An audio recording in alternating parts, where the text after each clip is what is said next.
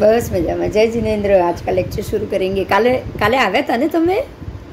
हाँ हाँ, लेट भी काले बहु मजा आई। काल तो 2 કલાક થઈ ગયા, ખબર જ નહીં પડી। હા, એટલે 2 કલાક થઈ ગયા એ ખ્યાલ નહીં આવ્યો, બહુ ટાઈમ ગયો કાલે, પણ સબ્જેક્ટ બહુ સરસ હતો ને એટલે મજા આવી ગઈ। એવું થાય ઘણીવાર ટોપિકમાં એવા ઉતરી જઈએ ને આપણે। ચાલો સ્ટાર્ટ કરું છું। દેખાય છે ને સ્ક્રીન? હા, જુઓ હવે આ સ્ક્રીન, આપણી જે આ સ્ક્રીનમાં જે પિક્ચર છે એ પ્રત છે, આપણા આગમની જૂની પ્રત છે। દ્વીપ અને લવણ સમુદ્ર છે, બરાબર? હા, હવે આ આખા જંબુદ્વીપમાં જો કાલે ઋષભ પૂછતો હતો ને, જો બે બાજુ આખો લવણ આમ ગોળ જાય છે, જો પિક્ચરમાં દેખાતું હોય તો, એટલે આમ પણ 2 લાખ યોજન અને આમ પણ 2 લાખ યોજન, પાછું ઉપર પણ 2 લાખ યોજન અને આ બાજુ નીચે પણ 2 લાખ યોજન। સમજાઈ ગયું? એટલે ચારે બાજુ એ ગોળાઈમાં 2 લાખ એવો આખો લવણ સમુદ્ર નીકળે। એટલે આ છેડાથી શરૂ કરો તો લવણના 2 લાખ, જંબુનો 1 લાખ, પાછો લવણના 2 લાખ। એટલે એ રીતે જંબુ આમ ગોળાઈમાં 1 જ લાખ થશે આખી પરિધિમાં। 1 લાખની જગ્યાએ એને 3 ગણી એટલે 3,16,000 જંબુની પરિધિ। પણ જ્યારે લવણની પરિધિ અહીંયાથી ચેક કરીએ ને આખી ગોળાઈ, તો એ 15 લાખથી વધારે થાય। સમજાયું? જુઓ, લવણની 2 ગોળાઈ આવશે પરિધિ, એક અંદરની ભાગની પરિધિ, રાઈટ? અંદરના ભાગની પરિધિ એ જંબુની પરિધિ જેટલી જ પરિધિ આવશે, 3,16,000। પણ બહારની જે પરિધિ છે લવણની, એ તો આખો એરિયા આટલો તો એટલો 5 લાખ થઈ ગયો ને, એટલે 5 લાખની 3,000 ગણો તો 15,40,000 ઉપર સમથિંગ આવે છે આની પરિધિ। ખ્યાલ આવ્યો? હવે એવી જ રીતે જુઓ, હવે આ પિક્ચર જુઓ, આ જુઓ,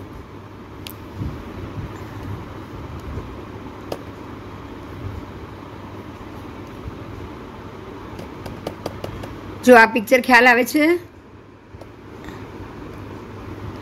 આ પિક્ચરમાં બધા જ આપણે તો ખાલી પેલામાં જંબુ ને લવણ જ જોયો ને,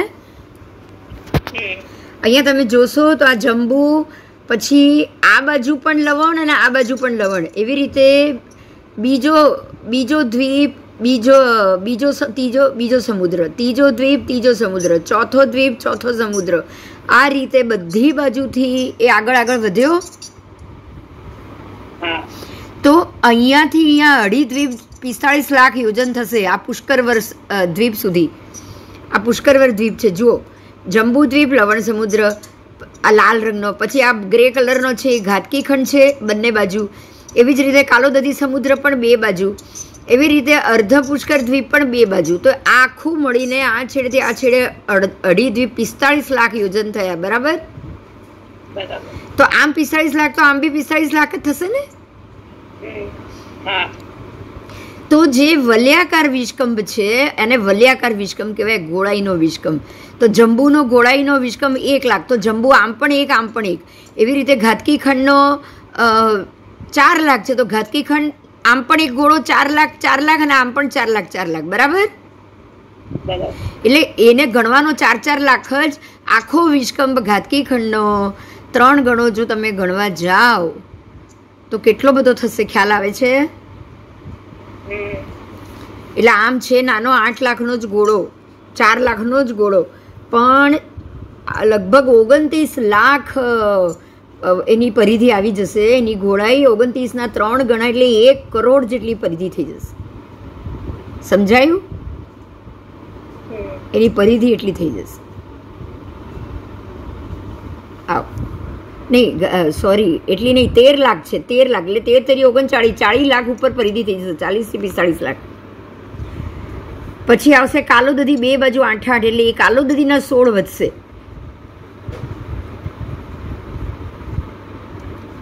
એટલે એમ થતાં એની પરિધિ અસંખ્ય યોજનનો આ તિર્યક લોક થયો, જે આમ પણ અને આમ પણ ચારે, અને આને છે ને આમ સીધો ગણવાનો છે, આમ સીધો ફ્લેટ, બરાબર?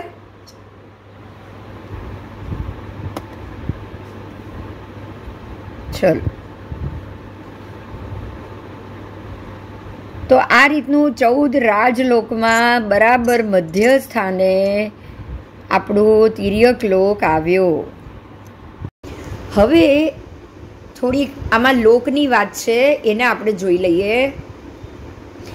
हे भगवान, गौतम स्वामी ने प्रश्न किया है कि हे भगवान, लोक किससे स्पर्शित है और कितने काय से स्पर्शित है. ऐसे बहुत सारे क्वेश्चन किए.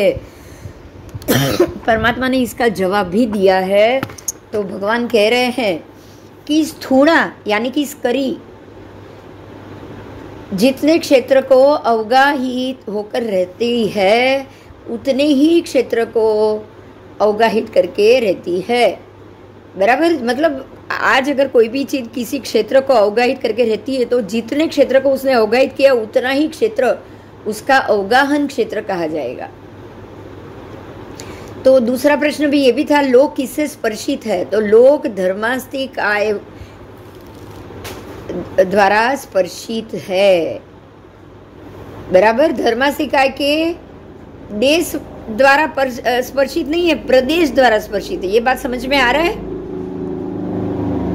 भगवान ने कहा धर्मास्ति काय के देश से स्पर्शित नहीं है लेकिन प्रदेश से स्पर्शित है. मतलब ये हुआ कि देश प्रदेश, और हम बोलते हैं ना स्कंद देश प्रदेश और परमाणु बोलते हैं ना. हाँ, तो परमाणु देश द्वारा स्पर्शित नहीं है लेकिन प्रदेश द्वारा स्पर्शित है. उसके बाद अधर्मास्ति काय भी स्पर्श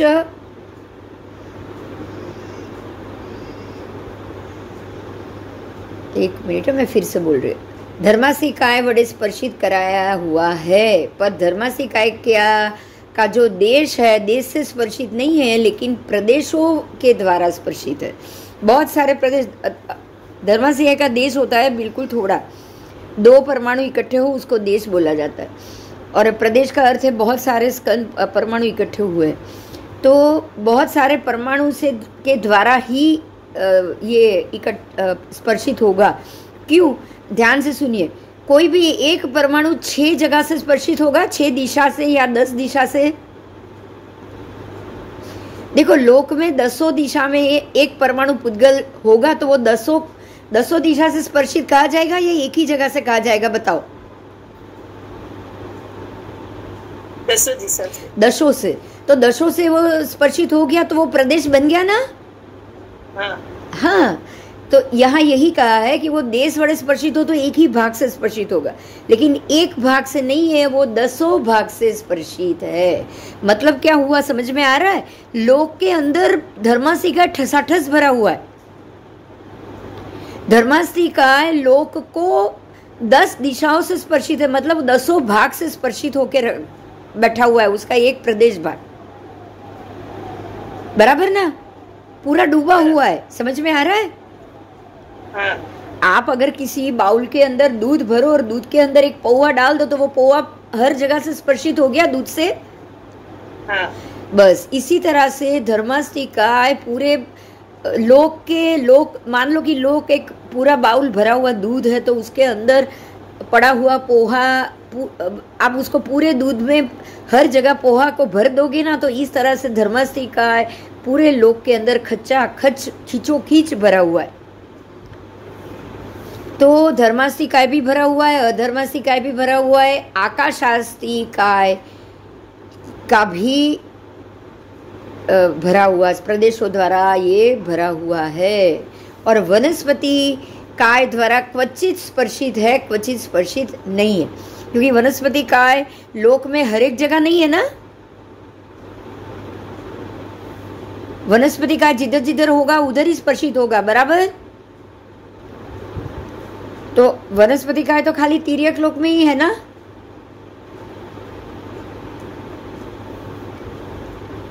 तिर्यक लोक के बाहर वनस्पति काय आपको नहीं मिलेगा.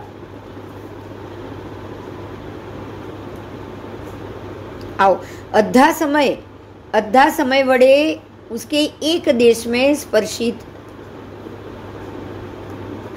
किया हुआ नहीं है। अद्धा समय, समय भी हर जगह से स्पर्शित है। ठीक है, अब दूसरा क्वेश्चन है, जम्बू द्वीप नाम का द्वीप किससे स्पर्शित है, कितने काय से स्पर्शित है? क्या वो धर्मासी काय से लेके आकाशासी काय, षटकाय से स्पर्शित है?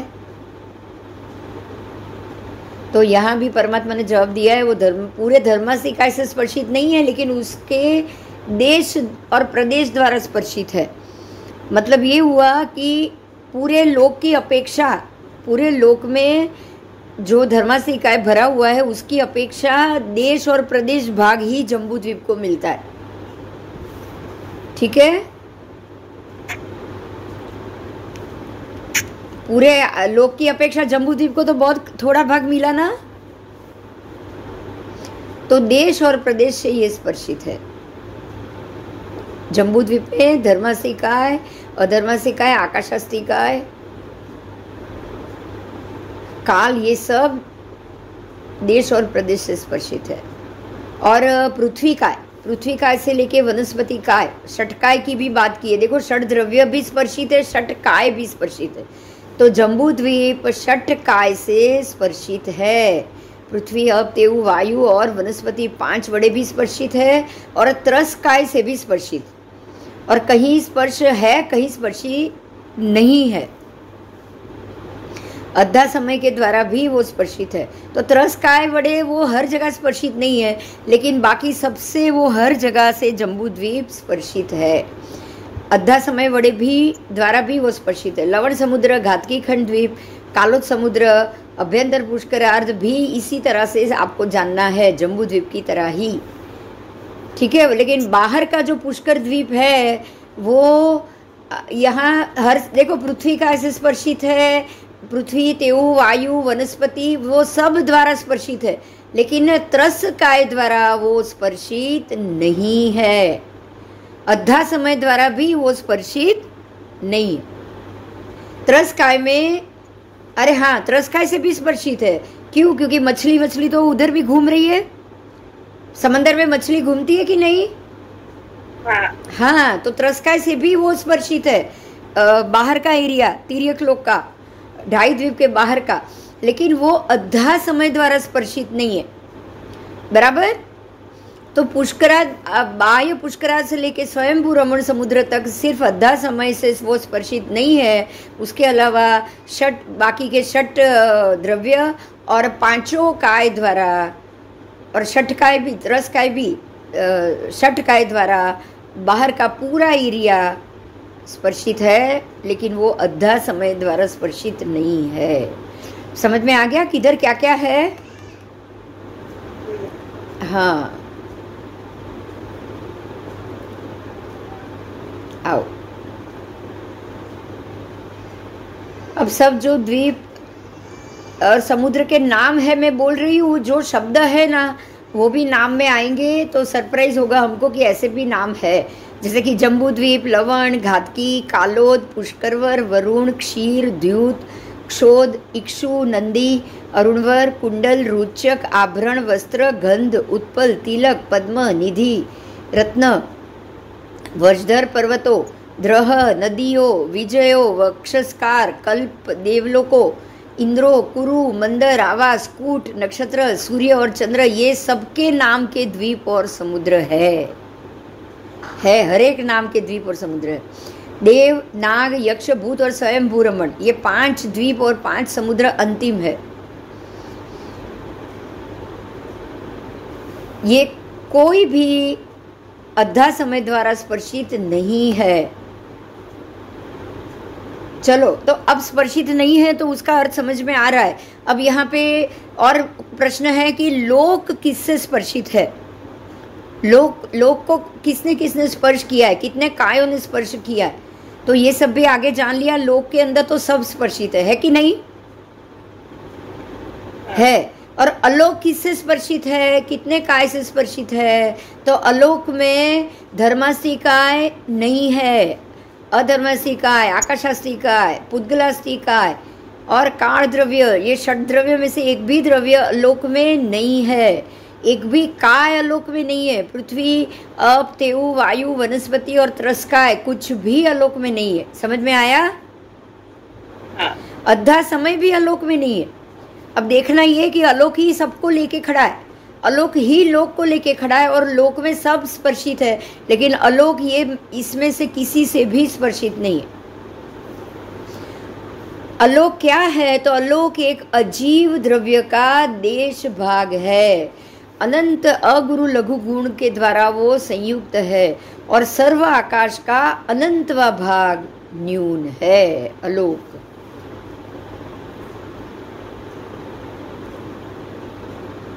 चलो, समझ में आया? कोई प्रश्न है इसमें से?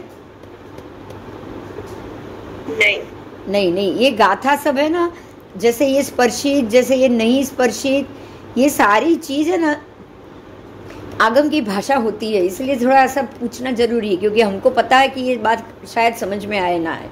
आओ चलो, अभी जो जम्बू द्वीप की अभी भी और बात की है उसको हम जानेंगे। जम्बू द्वीप का द्वार, 4 द्वार, वैजयंत द्वार।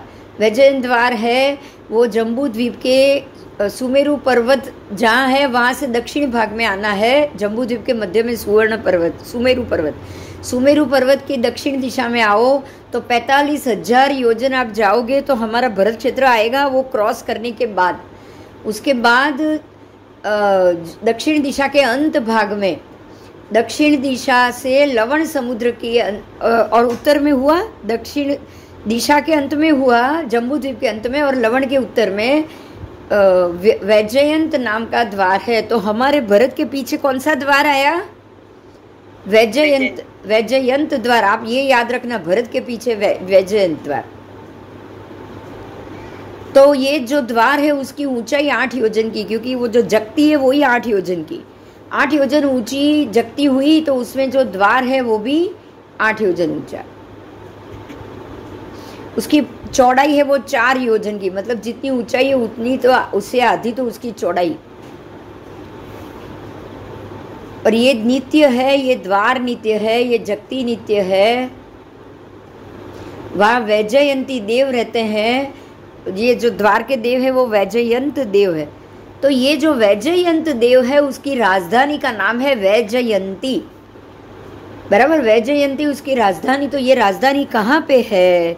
देखो, प्रत्येक द्वार की राजधानी आपको ऐसे समझनी है। अभी यहाँ एक राजधानी बताई है, लेकिन आपको हर एक राजधानी को ऐसे ही समझना है।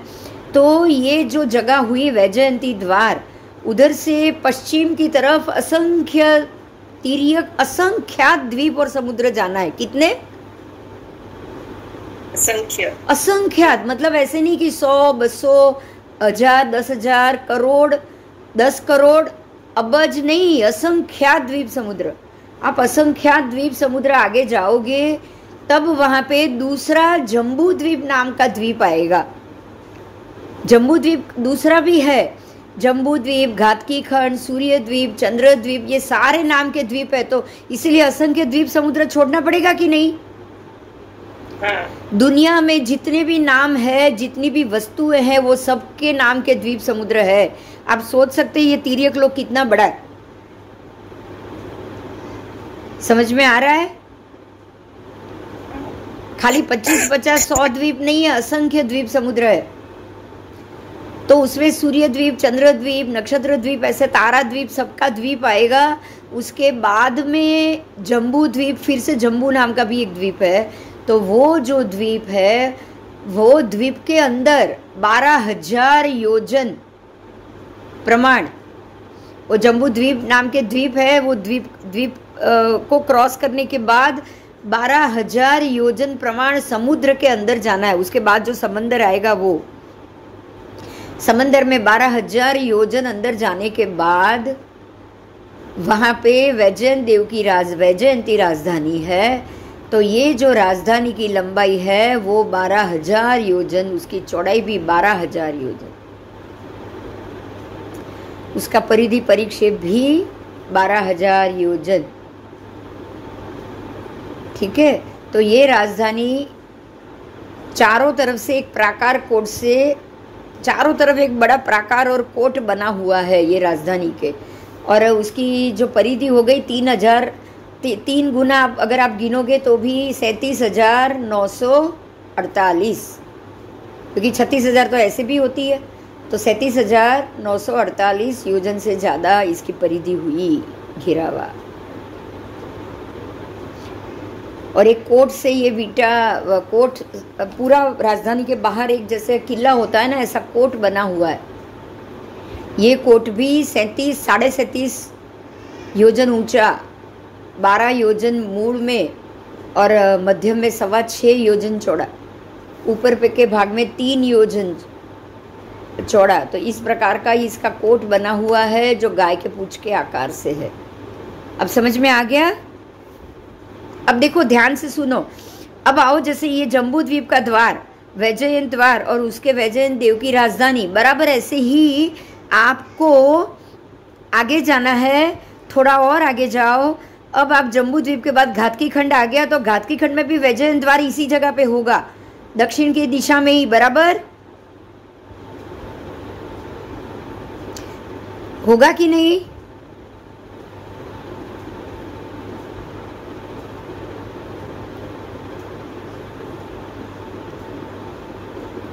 होगा।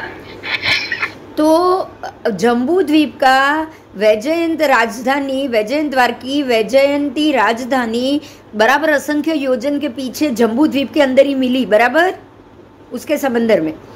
तो घातकी खंड के वैजयंत द्वार के वैजयंत देव की राजधानी कहाँ मिलेगी? जैसे ये जम्बू द्वीप असंख्य योजन के बाद फिर से जम्बू द्वीप आया, ऐसे असंख्य योजन के बाद उसके बाद फिर से घातकी खंड द्वीप भी आएगा कि नहीं?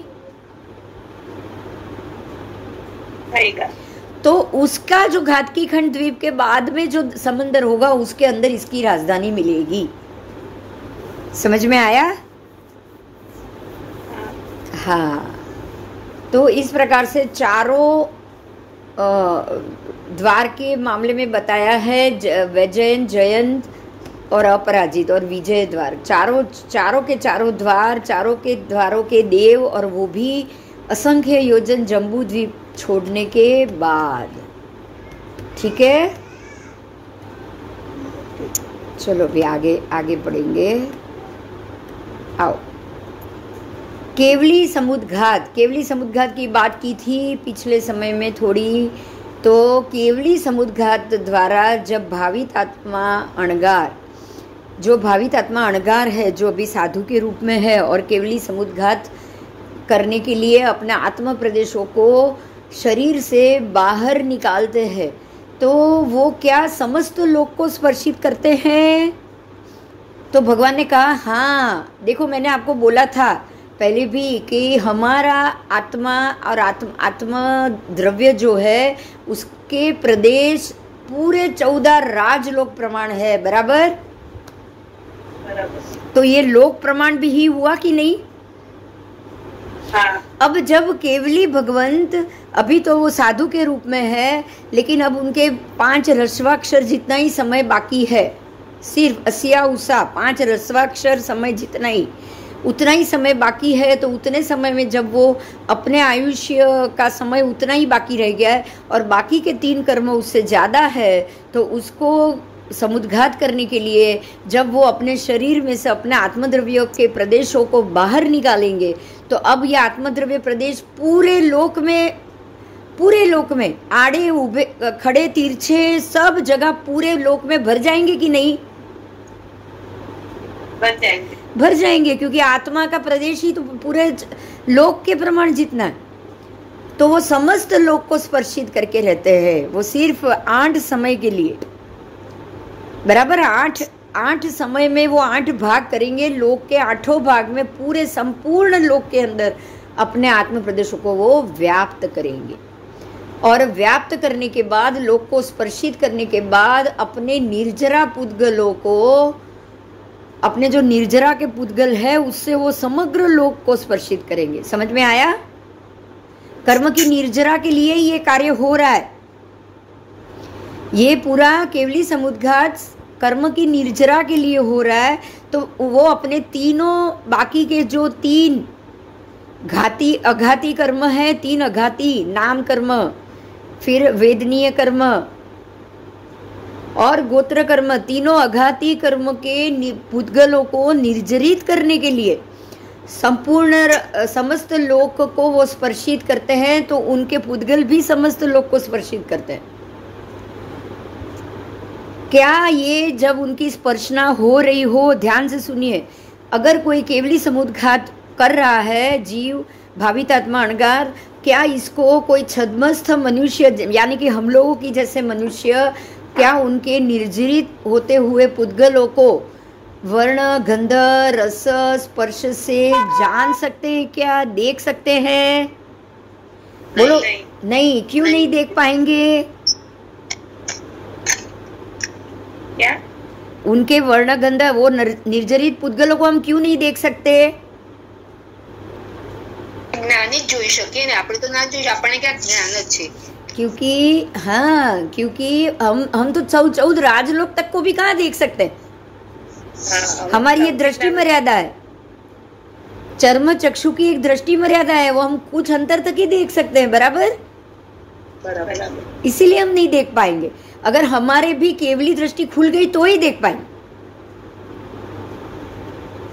तो सीधी बात है ना, ये चक्षु हम कहाँ तक देख सकते हैं? बोलो। बस खाली हम अपने पार्ला में बैठे बैठे काश्मीरा जी को भी हम नहीं देख पाएंगे। बोलो। वीडियो भी वो भी वीडियो टेक्नोलॉजी से, बाकी नहीं। तो अब केवल दर्शन ऐसा ही होगा, टेक्नोलॉजी जैसा। समझ में आ गया? केवल दर्शन ऐसा ही होगा ना, जैसे यार टेक्नोलॉजी से हम एक दूसरे को देख रहे हैं। आओ,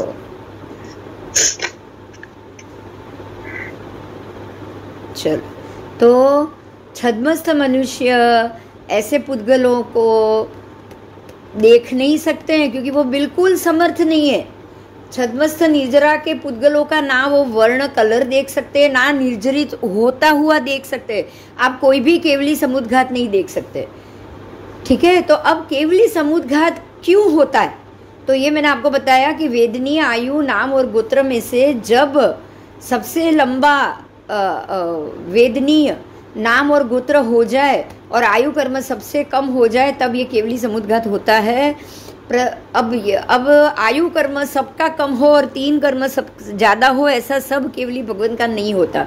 इसीलिए सभी केवली भगवान समुद्घात नहीं करते। जिनका आयु कर्म ज़्यादा हो गया, ये 3 कर्म कम हो गया, वो अपने पूरी आयु को भोग के ही जाते हैं, तो उनको कोई भी समुद्घात करने की जरूरत नहीं पड़ती है। बराबर बराबर। आओ,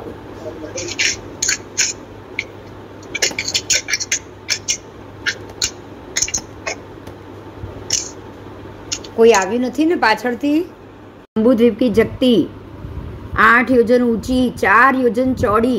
वो 4 योजन जो ऊपर से चौड़ी है ना, चौड़ी में भी आप देखोगे, देखो 2 वनखंड और एक बीच में पद्मवर वेदिका है, देखा ऊपर? और आप देखोगे ये द्वार है, देखो चारों, ये द्वार आपको दिख रहा है, 1 और 2 तो दिखाई दे रहा है। तो ये दक्षिण का वैजयंत द्वार, यहाँ पूर्व में विजय द्वार होगा, ये दक्षिण में वैजयंत, फिर यहाँ पे पश्चिम में जयंत द्वार, और उत्तर में आएगा विजय वैजयंत जयंत और अपराजित, ये अपराजित द्वार। और आप देखोगे, देखो दो यहाँ पे वनखंड है, वनखंड मतलब बगीचा, जो 4 योजन चौड़ा है ना ऊपर का, उसमें 1 योजन का वनखंड, 1 योजन का ये वनखंड, और बराबर बीच में 2 योजन की पद्मवर वेदिका है। देखो कमल है उसमें, वेदिका मतलब हम देखते हैं ना कमल और पानी का झरना और कमल। और आप ये वनखंड मतलब बगीचे, 2 बगीचे, ये बाहर का वनखंड, ये अंदर का वनखंड। तो ये 2 बगीचे में कौन आके बैठेगा? सोच सकते हो आप, बोलो कौन जाएगा उधर? हम तो जा नहीं पाएंगे, मनुष्य तो। इंद्र। हाँ, व्यंतर और वाण व्यंतर आते हैं। कौन आते हैं? क्यों? क्योंकि उनके लिए तो सीधा एक ही फ्लोर नीचे से ही ऊपर आना है उनको। तो ये नीचे है ना व्यंतर वाण व्यंतर, हमारे पहली नारकी के ऊपर है, हमारे और पहली नारकी के बीच में, तो वो लोग तुरंत ऊपर आ जाते हैं। तो यहाँ वो लोग आते हैं, उनको घूमना, देवियों के साथ क्रीड़ा करना, घूमना टहलना बहुत अच्छा लगता है। और ये जगती में ही यहाँ जो नीचे का भाग है ना, अंदर की तरफ जगती की दीवार, देखो मैं वो बात बोल रही हूँ बहुत बार कि उसमें छेद बनाए और पानी लवण का अंदर लाया गया। सगर चक्रवर्ती के समय उसके 60,000 पुत्रों ने ये काम किया था, मैंने ये बोला था, बराबर। तो ये जगती की जो दीवार है ना, देखो यहाँ अंदर की दीवार, तो ये भरत और ऐरावत में ही होगा। ये पांचों भरत पांचों ऐरावत में ऐसा होगा। दूसरे चक्रवर्ती के वक्त ये खोदी जाएगी, यहाँ पे होल बनाए जाएंगे, छेद, और उससे पानी अंदर जाएगा, लवण का पानी अंदर जाएगा। तो और इसी को जब अंतिम समय, अब इसीलिए ये पानी अंदर आ गया है और ये पानी ऊपर इतना, हम लोग इतने पानी के अंदर है कि जगती बहुत पीछे रहेगी लेकिन हम उसको देख नहीं पाते। समझ में आ गया? हाँ, तो पानी धीरे धीरे अंदर बढ़ता जाता है, ये क्रॉस नहीं कर रहा है। हम मैं ये नहीं कहूँगी 8 योजन भी पानी ऊपर चला गया, लेकिन छेद से पानी अंदर आ जाएगा तो अंदर के भाग में पानी आ गया तो हम जगती तक नहीं पहुंच पाएंगे, बराबर। हम कैसे उस वहां तक जा पाएंगे, कोने तक हम नहीं जा पाएंगे, क्योंकि ये जब तक चक्रवर्ती होते तब तक ये नहीं होता है। अंतिम चक्रवर्ती ये जीतते हैं तो पानी से अंदर जाके ही ये दरवाजा खुलाते हैं, है ना? हाँ, आओ।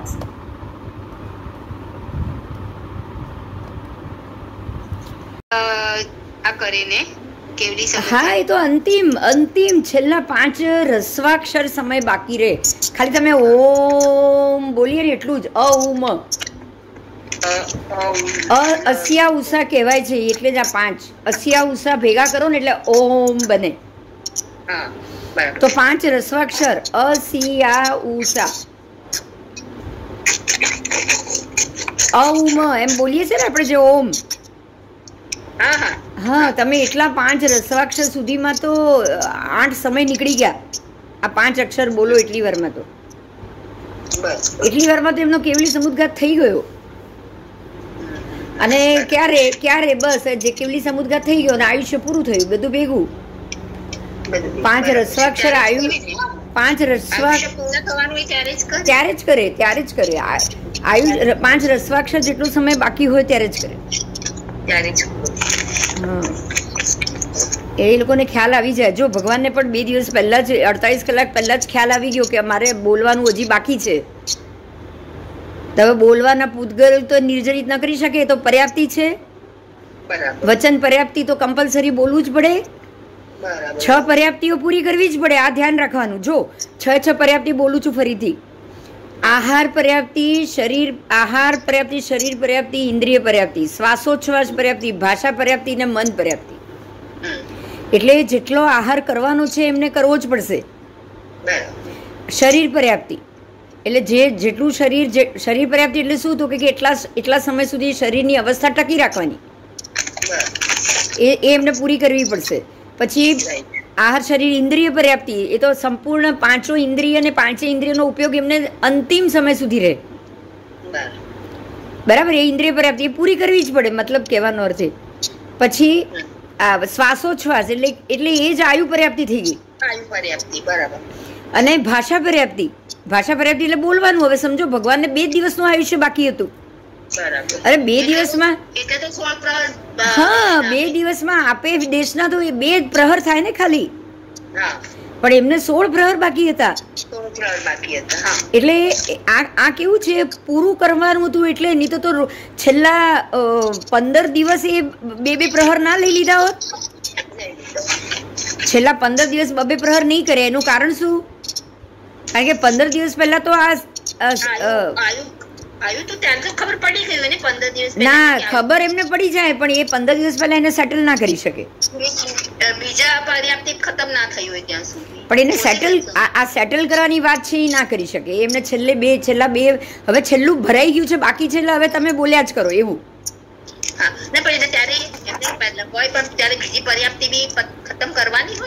બીજી પર્યાપ્તિ તો હોય જ, એ તો બધી 6 પર્યાપ્તિ એક સાથે જ ખતમ થાય, એક સાથે જ બંધાય, એક સાથે જ ખતમ થાય। પણ વાત શું થાય, માન કે એમને 48 ના બદલે હજી 60 પ્રહર બોલવાનું હોત ને, હજી બીજા 8 દુ 16 પ્રહર વધારે, એટલે 64 પ્રહર, હજી માન કે એમને 64 પ્રહર પણ જો બોલવાના હોત ને, તો એ 64 પ્રહર બાકી રહે ત્યારે જ એમને બોલવાનું શરૂ કર્યું હોય. બરાબર છે, રાઈટ, બરાબર. સમજાયું? કારણ કે આ છેલ્લું ભરાઈ ગયું, છેલ્લે સુધી ભરાય ત્યાં સુધી તમે થોડું થોડું વાપરો. બરાબર. હવે ખબર પડી કે હવે બધું ખતમ થઈ ગયું છે, વાપરવાનો ટાઈમ ના બધું પૂરું છે, એટલે હવે તમારે છેક સુધી વાપરે જ કરવાનું. બરાબર છે. એ લોકો પહેલેથી વર્ષ પહેલા સેટલ ના કરી શકે. બરાબર છે. હા, અને પરમાત્મા છે એટલે નિકાચિત આવ્યું છે એટલે એમને તો પૂરેપૂરા શ્વાસ એક સેકન્ડના ના ઘટે ના વધે. બરાબર. હા, ચલો હવે જ્યોતિષ ચક્રનું સ્વરૂપ છે આજે. હવે નેક્સ્ટ સમજાઈ ગયું કે કઈ બાકી હોય તો કેજો મને. હા, આવો. હવે यहाँ पाठ में ज्योतिष चक्र का स्वरूप कैसा है देखो. ज्योतिष चक्र और वो भी लोक के, अब लोक में दो प्रकार का ज्योतिष चक्र आएगा, एक स्थिर ज्योतिष चक्र और एक चर ज्योतिष चक्र. बराबर. तो यहाँ पे आपको स्थिर ज्योतिष चक्र की नहीं, लेकिन हम जो 2.5 द्वीप के अंदर का जो चर ज्योतिष चक्र है उसकी बात की है. आप देख सकते हैं ये मेरू पर्वत बराबर मध्य भाग में, ये जम्बू का मेरू पर्वत है और ये मेरू पर्वत के आसपास प्रदक्षिणा क्रम से 5 ज्योतिष देव घूमते हैं. दक्षिणावर्त मतलब कि मेरू को अपने दाहिने ओर रखते हुए. समझ में आया? वो मेरू से उत्तर में है लेकिन मेरू को उन्होंने दक्षिण में रखा है कि नहीं, इसीलिए उसको दक्षिणावर्त कहा जाता है. प्रदक्षिणा हमेशा दक्षिणावर्त होती है. हम भगवान को अपने राइट साइड में रखते हैं लेकिन हम भगवान के लेफ्ट साइड में होते हैं जब प्रदक्षिणा देते हैं. बराबर. इसीलिए जैसे हम मंदिर में प्रदक्षिणा देते हैं ना, भगवान को राइट में रखते हैं, हम भगवान के दक्षिण की तरफ रहते हैं. इसी तरह मेरू पर्वत को भी सभी ग्रह नक्षत्र ज्योतिष चक्र के 5 देवों और उनके विमान बराबर मेरू को दाहिनी ओर रखता है और खुद वो उनके दक्षिण में रहता है, इसलिए इसको दक्षिणावर्त प्रदक्षिणा कहा जाता है. आओ, अब जब ये प्रदक्षिणा के लिए घूमते हैं तो ये बराबर मेरू के कोने, पूरे जम्बू द्वीप के कोने से घूमते हैं. ये मेरू से 45,000 योजन इस तरफ भी छोड़ा है, 45,000 इस तरफ भी छोड़ा है, और बराबर मेरू भी 10,000, तो टोटल 1 लाख छूट गया. पूरा का पूरा 1 लाख छोड़ के ही ये ज्योतिष चक्र घूमेगा. बराबर. हाँ, आओ देखो. अब ये ज्योतिष चक्र जमीन से, मतलब कि ये नीचे की हमारी जो संभुतला है वो मेरू की जम्बू द्वीप की जमीन से कितना ऊंचाई पे है ये? 790 योजन से ये शुरू होता है. कितनी ऊंचाई से? 790 की ऊंचाई पे सबसे पहले तारा मिलेंगे. देखो यहाँ पे तारा लिखा है 790 पे, 790 योजन जमीन से ऊंचाई 790 पे. क्या मिला इनको? सबसे पहला मंडल तारा का है. बराबर. तारा के मंडल, और तारा के मंडल से 10 योजन ऊपर यानी कि 800 योजन पे सूर्य. ठीक है. उससे और ऊपर आओ, शायद आपको यहाँ अभी पढ़ाई ना दे, मैं आंकड़ा बोल रही हूँ.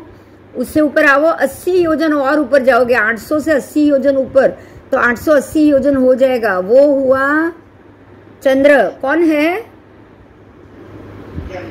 चंद्र. अब और ऊपर जाओ, नक्षत्र. यस, नक्षत्र. नक्षत्र के 8 मंडल, सबके अलग अलग मंडल है. हाँ, मैं साथ में मंडल भी बोल रही हूँ. तारा का उसका तो एक ही मंडल है, लेकिन सूर्य के कितने मंडल है? 184 मंडल. उसके बाद आया ये चंद्र, उसके बाद 80 योजन पे चंद्र, तो उसके 15 मंडल. अभी एक लाइन में यहाँ तो एक ही बताया, लेकिन आपको 15 इमेजिन करना है. बराबर. सूर्य ने कितना? 184. अभी यहाँ तो आपको एक ही बताया, लेकिन यहाँ 1, 2, 3, 4 ऐसे लाइन से 184 है. कितने? 184 एक ही लाइन में, ऐसे चंद्र के 15 एक ही लाइन में। उसके बाद नक्षत्र है, नक्षत्र के 8 मंडल, कितने? 8 मंडल। उसके 8 नक्षत्र, આપણે તો નક્ષત્ર તો વધારે છે नहीं, नक्षत्र 24 है लेकिन मांडला 8 है। अच्छा, हाँ, मांडला 8 है। 8 भी, अब नक्षत्र का पहला मंडल और सूर्य का पहला मंडल, चंद्र का पहला मंडल एक ही लाइन में, और नक्षत्र का 8वां मंडल, चंद्र का 15वां मंडल और सूर्य का 184वां मंडल एक ही लाइन में। समझ में आया? हाँ, इसीलिए सूर्य के मांडले के बीच में 2.5 योजन से ज्यादा अंतर नहीं है। चंद्र के मांडल, एक मंडल से दूसरे मंडल में 35 योजन से ज्यादा अंतर है। 35 योजन जितना, कितना? 35। हाँ, अब नक्षत्र के तो 8 ही मंडल हुए 510 योजन में, तो 510 को आप 8 से भागो तो नक्षत्र के तो बहुत ही जगह हो गई ना बीच में। कम से कम वो 50-50 योजन का अंतर हो गया। आओ, उसके बाद बुध, बुध के मंडल, और बुध है बराबर 800। મંડળ એટલે શું? બુધના મંડળ એટલે બધાના મંડળ એટલે શું? જો મંડળ એટલે કેવું, ટ્રેનના પાટા કેવા હોય? ટ્રેનના પાટા કેવા હોય? એના પર ટ્રેનનો ડબ્બો ચાલે, રાઈટ? રાઈટ। તો એવી રીતે આ જે વિમાન પણ ચાલે ને, એ પાટા ઉપર જ ચાલે। જો પાટા ન હોય તો વિમાન ગમે તે જગ્યાએ નહીં જાય। પૂર્વનું અંદર બહાર, વધારે અંદર જતું રહ્યું, વધારે બહાર જતું રહ્યું, એવું બને કે નહીં? બને। કારણ કે આ વિમાનોને તો હાથી ઘોડા વાળા દેવો જ ખેંચી રહ્યા છે, 16,000 દેવો। તો હવે આ તો બધા દેવો મિથ્યા દ્રષ્ટિ પણ હોઈ શકે છે, તો આ બધા મિથ્યા દ્રષ્ટિ દેવો તો પોતાની મરજી પ્રમાણે ચાલે કે નહીં? બરાબર। પણ એ લોકો બરાબર વ્યવસ્થિત ચાલે, મરજી પ્રમાણે આગળ પાછળ ન થાય, એના માટે આને આનુપૂર્વી જનિત ચક્રવાલ ક્ષેત્ર કહેવાય। સમજાયું? એટલે આ આનુપૂર્વી એટલે શું? તો કે તમારા 2 પાટા, રેલવેના પાટા, હવે રેલવેના પાટા ટ્રેનના ડબ્બાને આગળ પાછળ થવા દે ખરા કોઈ દિવસ? રેલવેના પાટા ટ્રેનના એક પણ ડબ્બાને આગળ પાછળ નહીં થવા દે, એ વ્યવસ્થિત જ રાખે ટ્રેનને ઉતરવા જ ન દે। તો એવી રીતે આના જે મંડળો છે, જેમ કે 8 નક્ષત્ર મંડળ, તો 8 નક્ષત્ર મંડળના દરેક મંડળ પર કોઈ અમુક નક્ષત્રોના ત્યાં આગળ તમને, હા, ત્યાં નક્ષત્રોના સ્થાન મળે। પણ આ બધા નક્ષત્રો, એ 8 માંડલા, એવી રીતે સૂર્યના 184 માંડલા, એના ઉપરથી જ એના વિમાને જવાનું। આજે જે મંડળ ઉપર છે 184, સૂર્યને અંદરના પહેલા મંડળથી છેલ્લા 184માં મંડળ સુધી પહોંચતા સૂર્યને 182 દિવસ લાગે। હવે એ જ પાછા 184માં મંડળથી અંદરના મંડળે પહોંચતા પાછા બીજા 182 દિવસ લાગે। પણ પહેલા દિવસે એ પહેલા મંડળ ઉપર જ હોય, બીજા દિવસે એ બીજા મંડળ ઉપર જ હોય, એ નક્કી। બરાબર। સમજાઈ ગયું? હા, એવી રીતે પછી બુધના તો એક જ માંડલું છે, એના કોઈ અલગ અલગ નથી, એટલે એનો એક જ રસ્તો છે। શુક્ર પણ સમજવાનું એ છે કે ચંદ્ર 880 યોજન ઉપર ચંદ્રનું વિમાન અને એના મંડળો 15 મંડળો, પછી ખાલી 4 જ યોજન છોડીને નક્ષત્રનું વિમાન છે। શું? કેટલું? ખાલી 4 યોજન। હવે 4 યોજન છોડીને જ્યારે નક્ષત્રના મંડળો આવ્યા તો એ 884 યોજને થયો કે નહીં? અને ચંદ્રથી ખાલી 4 આંગળ નીચે, હા, 890 છે ને? નહીં, 884 છે પહેલા, નક્ષત્ર 884, પછી બુધ આવશે ઉપર 890। 890 તો જી વાર છે, નક્ષત્ર 884। ઓકે, હવે નક્ષત્ર તો 884 જોયા, ચંદ્ર 880 જોયો, પણ ચંદ્રની બરાબર 4 આંગળ નીચે રાહુ છે। સમજાયું? જો ચંદ્ર 880 યોજન તો આ ચંદ્રની બરાબર 4 જ આંગળ નીચે રાહુ। સંભળાય છે? સંભળાય છે। ચંદ્રની બરાબર 4 આંગળ નીચે જ રાહુ અને રાહુ એને છોડીને આગળ જતો જ નથી, એટલે ચંદ્રની જે કળા બદલાય છે એનું કારણ આ રાહુનું અહીંયા સ્થાન છે. સમજાયું? સમજાયું? હલો, આ ચંદ્રનું વિમાન છે બરાબર, એની 4 આંગળ નીચે રાહુનું વિમાન ચાલે છે. નિત્ય રાહુનું વિમાન બરાબર 4 આંગળ નીચે. તો ચંદ્રની ગતિ જુદી અને રાહુની ગતિ જુદી. તો જુદી જુદી ગતિ હોય તો કોઈ ચંદ્ર વધારે ફાસ્ટ જાય તો ચંદ્ર, અને રાહુ ધીમો હોય તો ચંદ્ર ખુલતો જાય કે નહીં? તો શુક્લ પક્ષમાં ચંદ્ર ખુલે છે. સમજાયું? અને પછી પેલા પક્ષમાં એ રાહુની ગતિ ફાસ્ટ થઈ જાય છે પૂર્ણિમા પછી. તો એ પાછી એક એક કળા ઢાંકતો જશે. બરાબર? એટલે હવે સમજાય, જો શુક્લ પક્ષમાં કૃષ્ણ પક્ષમાં ચંદ્રની ગતિ ફાસ્ટ અને કૃષ્ણ એટલે વધ પક્ષમાં રાહુની ગતિ ફાસ્ટ, તો જે ચંદ્રને ઢાંકશે ને. સમજાઈ ગયું? એટલે હંમેશા ચંદ્રની નીચે રાહુનું વિમાન હોય. હવે સમજજો, ધ્યાનથી મારી વાત સાંભળજો. જ્યારે પણ આ આપણે અહીંયાથી જ્યારે ઓલું મોકલ્યું ને, ચંદ્રને ટાર્ગેટ કરીને ચંદ્રયાન મોકલ્યું હતું, મોકલાયું હતું, તો એ ચંદ્રની ઓર્બિટમાં આવ્યું. અહીંયા આગળ જ આટલામાં ક્યાંક હશે, ચંદ્રની ઓર્બિટમાં હશે, તો કે અહીંયા એની લાઈનમાં જ નીચે હશે. આટલું ઊંચે તો જવાનો સવાલ જ નથી કે 790 યોજને પહોંચ્યું હોય, પણ નીચે તો હોય કે નહીં એની ઓર્બિટમાં. એની ઓર્બિટમાં આવ્યું હશે, તો એને એની ઓર્બિટમાં તો મોકલ્યું હતું આપણે, એટલે ત્યાં તો પહોંચ્યું જ હોય. તો એની ઓર્બિટમાં જ્યારે પહોંચ્યું તો એ એની ઓર્બિટમાં આવ્યું, તો 4 આંગળ નીચે રાહુની ઓર્બિટમાં પણ આવ્યું કે નહીં? અને એટલે જ એ ચંદ્રયાન ચંદ્ર પર લેન્ડ થયા પછી પણ આપણને એને ખાલી બ્લેક જ ફોટા મોકલ્યા. કોઈ ચંદ્રનું એકે વિમાન એકે ફોટો કશું આવ્યું નહીં, કારણ કે એ ચંદ્રના બદલે કઈ ઓર્બિટમાં આવ્યું હતું? રાહુ સાથે કનેક્ટ થઈ ગયું એની ઓર્બિટમાં. તો ચંદ્રની સાથે જ્યારે બી યાન જશે, કંઈ પણ જશે, તો એ રાહુની ઓર્બિટ કનેક્ટ કર્યા વગર રહેશે નહીં રહેશે, કારણ કે 4 આંગળ નીચે રાહુ છે, તો કનેક્ટ થઈ જ જવાનું છે. બરાબર. તો જ્યારે અને બરાબર એની નીચે સામે જેમ અહીંયા રાહુ હશે, એમ આ બાજુ એક્ઝેક્ટ સામે એની કેતુ હશે, કારણ કે બીજા ચંદ્રનો પણ રાહુ હોય કે નહીં? એનો પણ એક્ઝેક્ટ એની સામે હોય ને. આ ચંદ્રની નીચે રાહુ, તો આ ચંદ્ર નીચે બી રાહુ તો મળવાનો જ છે. અને બરાબર એનાથી આ બાજુ કાટખૂણે જ્યાં સૂર્ય આવે, આ ઓર્બિટમાં પણ 2 કેતુના વિમાન બી મળવાના જ છે. એટલે તો જ્યારે સૂર્યગ્રહણ થાય છે ત્યારે, અરે ચંદ્રગ્રહણ થાય છે પૂર્ણિમાએ, તો ચંદ્ર નીચે રાહુ હોય છે, તો સૂર્ય નીચે કેતુ હોય છે કે નહીં? હોય જ છે. બંને ગ્રહણ સાથે જ થાય છે ને 15 દિવસમાં જ. એટલે આ બંને વિમાનો સૂર્ય ચંદ્રની નીચે જાણી જ લેવા. સમજાયું? અને એને પર્વ રાહુ કહેવાય. એને કયો રાહુ કહેવાય? પર્વ રાહુ. જ્યારે ગ્રહણ કરે ત્યારે જે પર્વ રાહુ ચંદ્રને સૂર્યને ઢાંકશે, બાકી રોજ નહીં. એ રોજ નહીં ઢાંકે. બરાબર? બે ચંદ્ર છે, એક ચંદ્રને રાહુ ઢાકે અને બીજા ચંદ્રને કેતુ. ઓકે.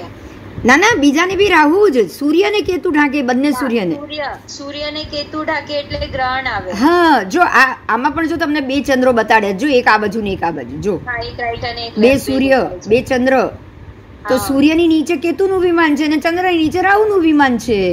એટલે ચંદ્રગ્રહણ આવે એટલે રાહુનું વિમાન ચંદ્રને ઢાકે. સૂર્યગ્રહણ આવે તો કેતુનું વિમાન સૂર્યને ઢાકે. કેતુનું વિમાન સૂર્યને ઢાંકી શકે અને રાહુનું પણ ઢાંકી શકે પાછું, કારણ કે અમાસ તો આવવાની જ છે ને ત્યારે. અમાસ તો આવવાની જ છે. બરાબર. એટલે રાહુનો સંબંધ બી સૂર્ય સાથે ઓર્બિટમાં તો થવાનો ને, ભલે રાહુ ઉપર છે પણ સંબંધ તો થવાનો ને એક જ ઓર્બિટમાં. એ તો થવાનો. રાહુની ઓર્બિટમાં જ સૂર્ય પહોંચવાનો. અને ચંદ્રયાન રાહુ ઉપર પહોંચ્યું એટલે કોઈ ફોટા ના આવ્યા. બસ, એટલે ચંદ્રયાન રાહુ પર ગયું એટલે બધું બ્લેક જ આવ્યું. અને કોરોના બી એટલે જ આવ્યો. બરાબર. એ તો તમે કીધું. કારણ કે રાહુ કનેક્ટ થઈ ગયો આપણી સાથે, અર્થ જોડે. અર્થ પૃથ્વીની આપણા વાયુમંડળ અને ચંદ્રની ઓર્બિટ અને રાહુની ઓર્બિટ સાથે યાન કનેક્ટ થઈ ગયું.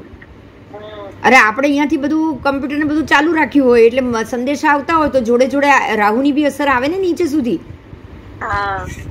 આવે વગર તો રહે નહીં.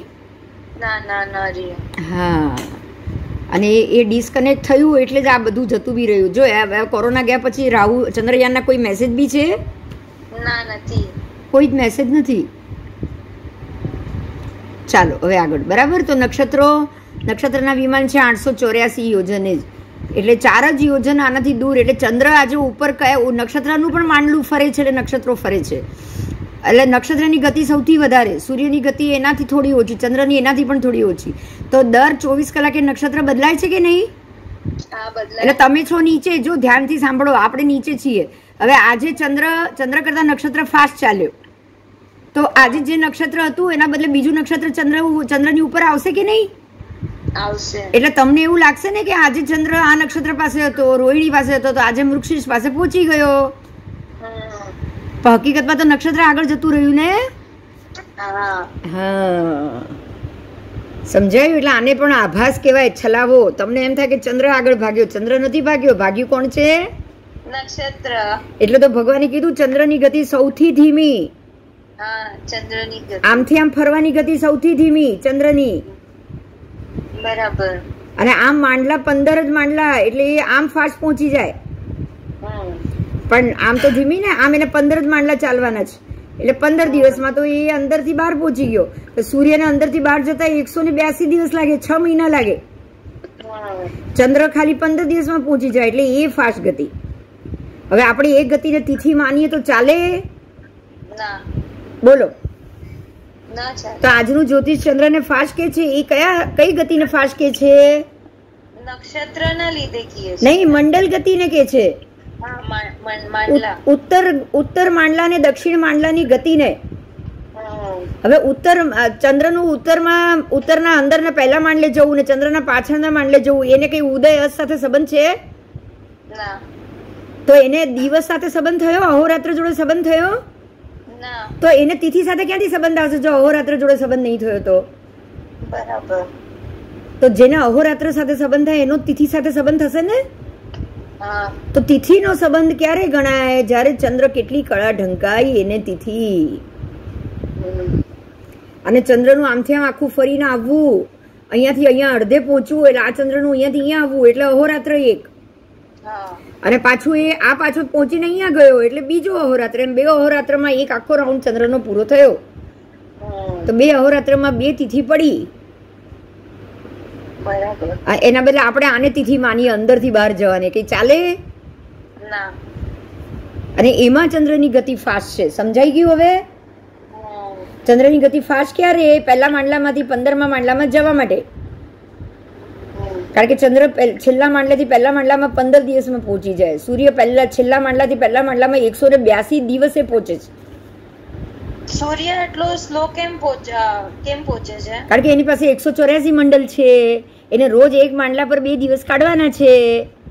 ઓકે. ચંદ્ર પાસે ખાલી 15 જ માંડલા છે અને એ રોજ 2 દિવસે એક મંડળ પર કાઢે છે. એટલે એ તો 7 જ દિવસમાં પહોંચી ગયો કે નહીં? હા, એ પહોંચી જશે 14 દિવસમાં. 14 દિવસમાં તો એ અંદર. સમજ્યા? રોજ 2 માંડલા ચાલ્યો, 2 દિવસે એક માંડલું ચાલ્યો. બરાબર. એટલે એના તો 1 મહિનામાં પૂરા થઈ ગયા. 15 દિવસમાં, મહિનામાં નહીં. હા, 15 દિવસમાં એક માંડલો પૂરો થઈ જાય. નહીં, 15 દિવસમાં આખું પહેલેથી છેલ્લા 15 માંડલા પૂરા. એના 15 દિવસમાં 15 માંડલા પૂરા થાય છે. જ્યારે સૂર્યના 184 દિવસે 184 મંડળ પૂરા થાય છે. તો પછી ઉત્તરાયણ દક્ષિણાયન એટલે કે અંદરથી બહાર જવામાં મંડળ ગતિ એટલે આમથી આમ અંદરથી બહાર જવાનું. સમજ્યા તમે? લવણ સમુદ્રથી ભરત ક્ષેત્રમાં આવો એવી રીતે લવણથી ભરતમાં આવો એટલે અંદરથી બહાર થયું, બહારથી અંદર થયું. એક ગતિ થઈ ગઈ. અને આખો જંબુદ્વીપ ફરવાનો એક ગતિ કઈ થઈ? અહોરાત્રની. તો તિથિ એમાં જોવાની. એમાં ચંદ્ર ધીમો, એમાં ચંદ્ર 5માં સૌથી ધીમો. સમજાયું?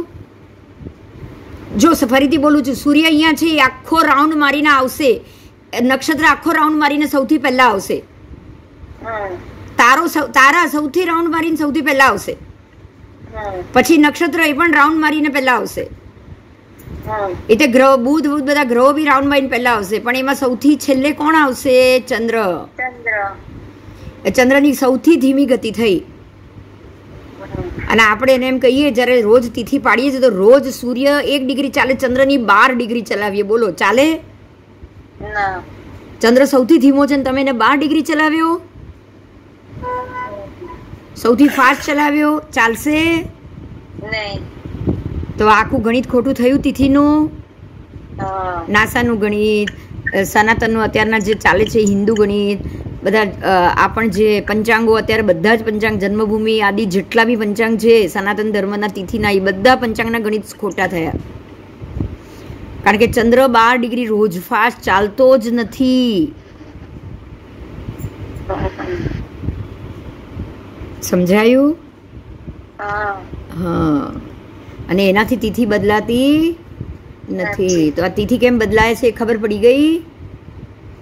એકવાર પાછું સમજાવો ને, તિથિ કેમ બદલાઈ? તિથિ કેમ બદલાઈ પાછું સમજાવ. ચલ જો હવે હું પૂછું છું, જવાબ તમારે આપવાના. ચંદ્રની નીચે કોનું વિમાન? ચંદ્રની નીચે રાહુ. કેટલું છોડીને? એટલું છોડીને ઈ નથી ખ્યાલ. 4 આંગળ. હું હમણાં જ બોલી ગઈ. હા 4 આંગળ. યાદ રાખજો, 4 આંગળ એટલે ખાલી આટલા જ. તમારા 4 વેડા. હા 4 વેડા જેટલું 4 આંગળ છોડીને ચંદ્રની નીચે રાહુ. બસ ચંદ્રની નીચે રાહુનું વિમાન ચાલે. તો એ રાહુનું વિમાનની સ્પીડ અને ચંદ્રના વિમાનની સ્પીડ કેટલી? સરખી જ થઈ ને? ઓછી વધતી. તો જ રાહુ ઢંકાય, ચંદ્ર ઢંકાય. વધ પક્ષમાં ચંદ્ર ઢંકાય, શુક્લ પક્ષમાં ચંદ્રનો ફાસ્ટ ગતિ થઈ ગઈ. એટલે ખુલ્યું, ચંદ્ર ખુલ્યું, બીમ ખુલ્યું 15 દિવસ સુધી. અને પછી રાહુની ગતિ ફાસ્ટ થઈ ગઈ એટલે બીમ ઢંકાયું. તો તિથિ કોણ પાડે છે? રાહુ અને ચંદ્ર. તો અહીંયા પણ ચંદ્ર અને રાહુનું વિમાન, અહીંયા પણ ચંદ્ર અને રાહુનું વિમાન. બરાબર? એવી રીતે અહીંયા સૂર્યની નીચે પર્વ રાહુ, ચંદ્રની આ બાજુ સૂર્યની નીચે પણ પર્વ રાહુ. જો રાહુના 5 વિમાન કીધા. ખબર પડી ગઈ હવે કેટલા કેવી રીતે? પર્વ રાહુ કો કે પર્વ કેતુ કો, જે કેવું હોય કો ચાલશે. હા કેતુ પણ કહેવાય. તો આ વિમાનો ગ્રહણ લાવે, એમાં પર્વ રાહુ છે એ ગ્રહણ લાવશે અને નિત્ય રાહુ છે એ તિથિ બનાવશે. બરાબર? અને ચંદ્રની ગતિ અંદર બહાર છે. આમ 15 જ માંડલા છે, સૂર્યના આમ 184. એટલે સૂર્યને 184 દિવસ લાગે, તો ચંદ્ર 15 દિવસમાં અંદર પહોંચી ગયો. તો ચંદ્ર ફાસ્ટ થયો, અંદર બહારની ગતિ ઉત્તર દક્ષિણ ગતિમાં ફાસ્ટ થયો. પણ આમ રાઉન્ડ મારવામાં ચંદ્ર સૌથી ધીમો. સમજાયું? નક્ષત્ર સૌથી ફાસ્ટ, પછી સૂર્ય ફાસ્ટ, પછી ગ્રહ અને એ બધું ફાસ્ટ, ને છેલ્લે ચંદ્ર ફાસ્ટ. આવો ચલો હવે ઉપર દેખતા જઈએ. તો હવે એની ઉપર 884 નક્ષત્રના મંડળો, એની ઉપર 887 3 જ યોજન છોડીને, નહીં 3 નથી, 888 પછી 891 એ શુક્રનો, 888 એ બુધ. જો 884 એ ચંદ્ર છે તો 888 એ બુધ. બરાબર? પછી 891 એ શુક્રના 2 ગ્રહો એના મંડળો. એના ઉપર 894 એ ગુરુના મંડળો, 897 એ મંગળના મંડળ અને 900 એ શનિ છેલ્લો. હવે એની ઉપર 88 ગ્રહો છે. કેટલા છે ટોટલ? 88 માંથી આ નીચેના 7 ગ્રહો જ દર વખતે દેખાય. બીજેના 21 ન દેખાય ના. અને રાહુ કેતુ આટલા જ દેખાય. ઉપરના જે બાકીના છે એ બધા જ ધીરે ધીરે દેખાય. અત્યારના એમાંથી 3 દેખાય છે: હર્ષલ, નેપચ્યુન, પ્લુટો, યમ, વરુણ અને અરુણ. હવે આ જે યમ, અરુણ અને વરુણ છે ને એ જ બધા ભસ્મ ગ્રહ છે જે સંક્રમણ થયું એ આમાંથી જ એક ગ્રહ છે. આ લોકો એના આ નામ આપ્યા. સમજાયું? પણ એ ભસ્મ ગ્રહનું સંક્રમણ થયું હતું ને ભગવાન ગયા પછી. તો હવે તો બીજા થઈ ગયા હશે, આપણને કેવલી ભગવાન નથી કોણ કહેશે? એટલે થઈ ગયા હશે ને, બીજા થઈ ગયા હશે ને,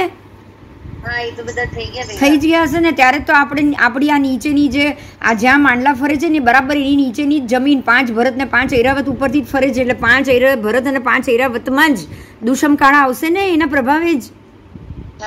કારણ કે નવા ગ્રહ સંક્રમણ કેમ થાય? કારણ કે આખું માંડલું નીચે ઉતરે જ. બરાબર. તો પછી માંડલા જ્યારે નીચે ઉતરે તો બીજા બધા ગ્રહ નીચે આવતા હશે આ એરિયામાં, તો સંક્રમિત થતા જાય કે નહીં? સમજાય છે કેમ સંક્રમણ થાય એનું? કારણ કે આ માંડલા નીચેના એરિયામાં આવશે, એમ ઉપરથી બીજા ગ્રહો પણ આ એરિયામાં આવતા જશે. તો આ એરિયામાં જે ગ્રહ આવશે એ સંક્રમિત થશે. બરાબર. એટલે બાકીના ગ્રહો બી એક બબે યોજન છોડીને જ આવશે. એના વારે ઘડીએ સંક્રમણ થયા કરશે. અને જેમ સંક્રમણ થશે એમ કાળ બદલાશે, છઠ્ઠો વારો ચાલુ થશે. આપણને એટલે જો 3 દેખાય ને, યમ અરુણ વરુણ તો દેખાય, પણ અત્યારના કોઈ એવા ટેલિસ્કોપ થી દેખનાર સાયન્ટિસ્ટ બી તો જોઈશે ને કે દેખો હજી બીજા 2 ગ્રહ બી સંક્રમણ થયા છે, 4 ગ્રહ બી સંક્રમણ થયા છે. એટલે ટેલિસ્કોપ થી બી દેખાય ત્યારે સંક્રમિત થાય એટલે તમને દેખાવાના જ છે, એટલું સમજી લેજો.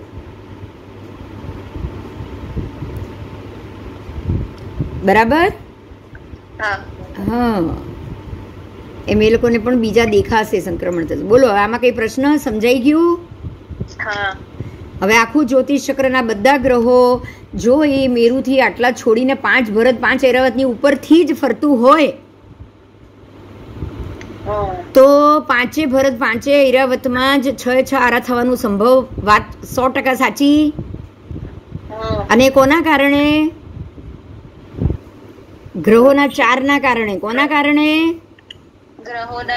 કારણ કે એ 4 અંદરના પ્રદેશોમાં તો દૂર ગયો, ખાલી એનો પ્રકાશ જ જાય છે, જ્યારે અહીંયા એની ઉપસ્થિતિ પણ છે. સમજાયું? સમજાયું? જો અંદરના ભાગમાં તો બધા ક્ષેત્રો દૂર થઈ જશે ને.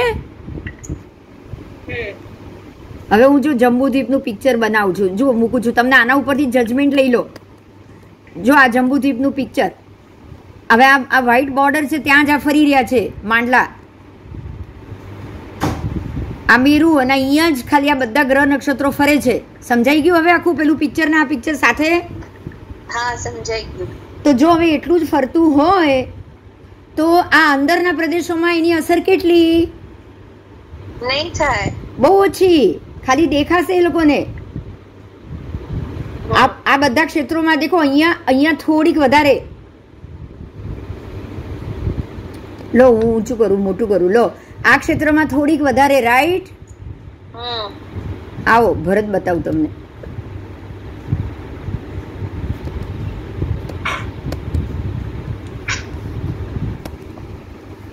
જો અહીંયા ભરત ક્ષેત્ર છે,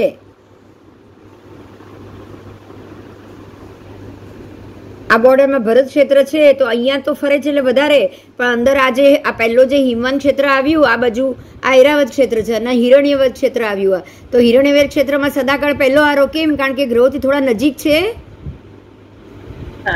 હા, હવે એનાથી આગળ આવો રમ્ય ક્ષેત્રમાં.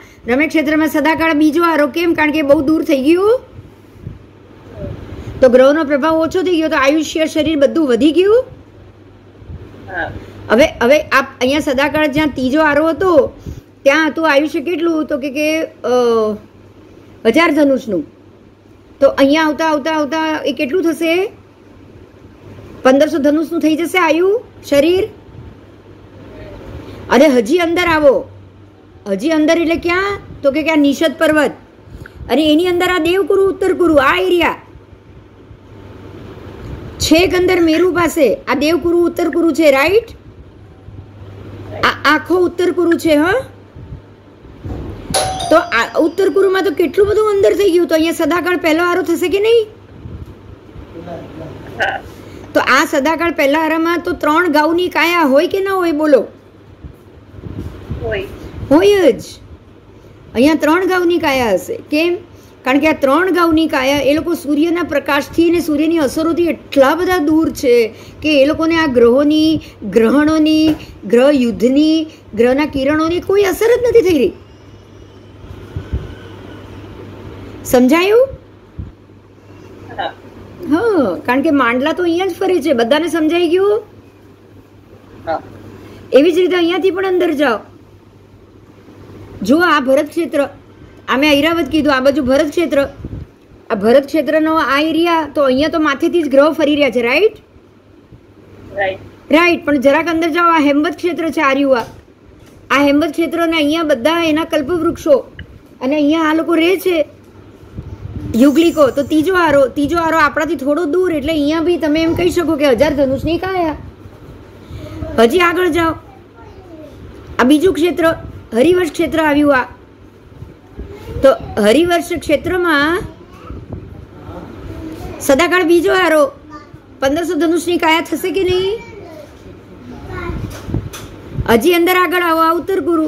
એ તો કેટલું બધું અંદર. તો અહીંયા તો સદાકાળ પહેલો આરો 3 ગાઉની કાયા 3 પલ્યોપમની આયુ છે. ખબર છે?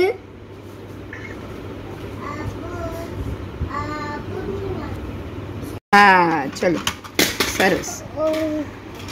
આવો.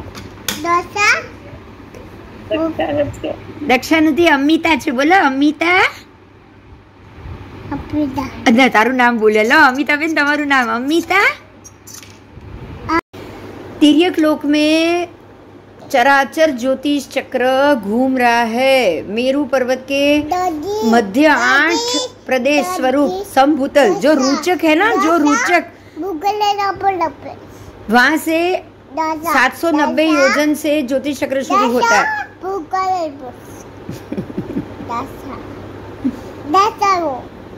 हाँ, और 110 योजन में संपूर्ण होता है. और 9 मतलब 110 योजन का हुआ तो 790 से शुरू हुआ प्लस 110 तो 900 पे ये खत्म हुआ. बराबर? मेरू पर्वत से ये 45,000 योजन दूर है, लेकिन तारा खाली बहुत नजदीक है. जो तारे हैं ना, वो तारा मंडल, वो बहुत नजदीक है. ठीक है? और आलोक से 1111 योजन दूर है ये ज्योतिष चक्र. ज्योतिष चक्र में सबसे नीचे जो तारा मंडल है वो समतल भूमि से 790 योजन ऊपर है. और ये निषद पर्वत के ऊपर ये तारा मंडल आया. ये स्थिर तारा मंडल है, ये घूमने वाला नहीं है. इसको आप ज्योतिष चक्र में मत गिनना.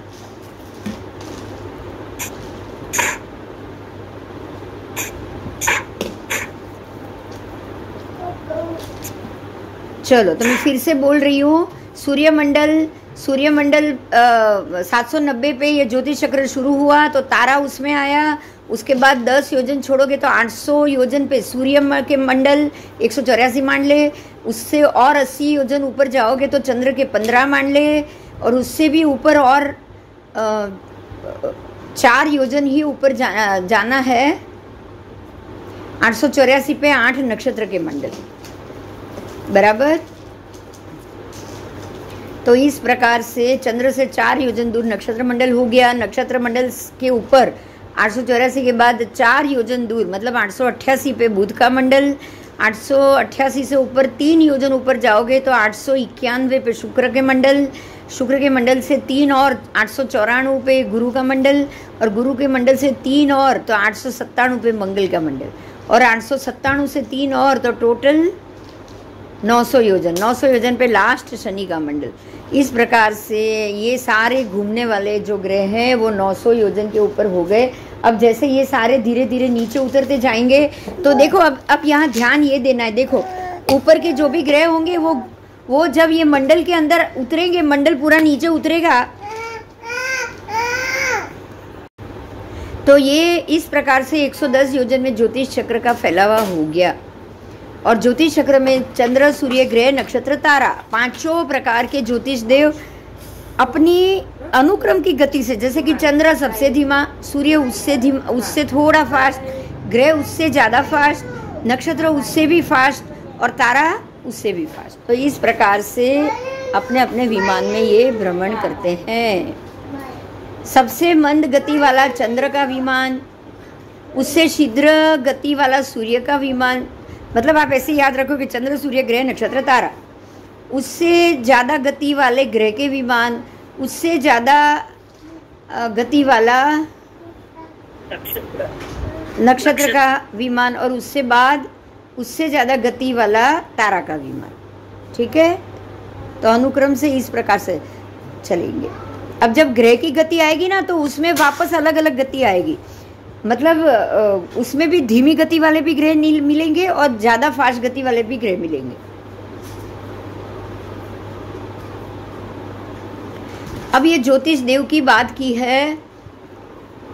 ज्योतिष देव के विमान उद्योतशील है। उद्योतशील मतलब प्रकाश देने वाले, उनका स्वभाव ही प्रकाश देना और तेजपुंज देना है। तेजपुंज उनके विमानों में जो भी देव रहे हुए हैं उनको सबको ज्योतिष्क देव कहा जाता है। और ज्योति का अर्थ ही है प्रकाश। ज्योति का अर्थ ही मतलब ये प्रकाश हुआ। तो ये देवों के मुकुट पे जो जो चिन्ह हैं वो सबके अलग अलग चिन्ह वाले मिलेंगे। मतलब सूर्य मंडल में जो भी देव होंगे उनका चिन्ह अलग। चंद्र के ऊपर जो सूर्य का प्रकाश वाला होगा, सूर्य का आकार। चंद्र के जो देव होते हैं ना, चंद्र विमान के जितने भी देव, उनके मुकुट में मृग का चिन्ह होगा। किसका? चंद्र का चिन्ह मृग है कि नहीं?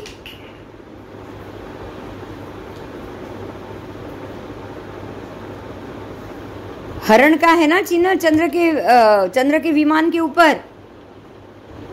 आपको किसी ने चंद्र के बिंब में हरण देखा है? किसी ने?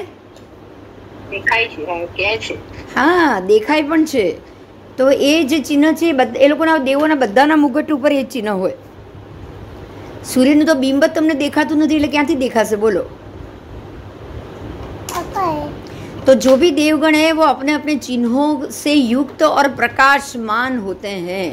उनके मस्तक पे जो मुकुट है वहाँ पे वो मणि के प्रकाश की तरह उनका जो मुकुट है वो अंदर का मणि चमकता है।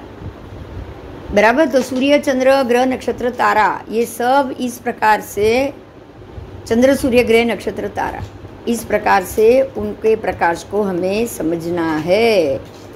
चलो, ये आपका ये टॉपिक यहाँ पे ख़त्म हुआ कि वो पदार्थ के रूप में कैसे, फल के रूप में कैसे, वो तो मैंने पहले बता दिया है ना, कि इनकी घूमने की असर से हम सबके ऊपर उसकी असर होगी ही होगी। बोलो, होगी कि नहीं?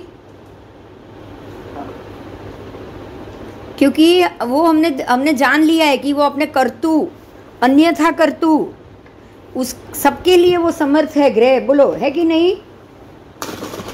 अपना फल देने के लिए भी समर्थ है, दूसरे का फल बिगाड़ने के लिए भी समर्थ है। बराबर। तो अगर ये सब इतने समर्थ होंगे तो उनका फल क्या आपको तकलीफ देगा कि नहीं देगा? तो तकलीफ देने के लिए भी समर्थ होगा ना? हाँ हाँ, वो लोग हमको तकलीफ देने के लिए भी समर्थ ही होंगे।